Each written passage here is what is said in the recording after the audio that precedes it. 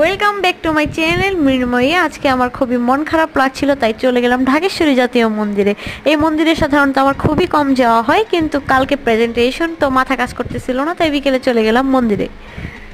মন্দিরে যাওয়ার সময় ওয়েদারটা খুবই সুন্দর ছিল, মানে আকাশে রোদ ছিল কিন্তু গরম লাগতেছিল না। মন্দিরে যাওয়ার পর হালকা হালকা রোদ কমে আসে, অনেকগুলো মানুষ ছিল।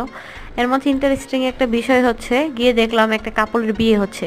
প্রেম করে পালিয়ে বিয়ে করছে কিনা গড নোস, কিন্তু মন্দিরে এই প্রথম বিয়ে আমি দেখলাম।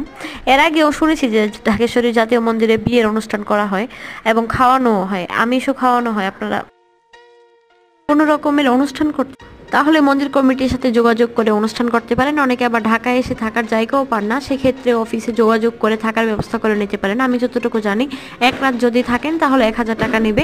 এছাড়াও মন্দিরের প্রকৃতি এবং সুন্দর দৃশ্য আপনার মন ভালো করবে।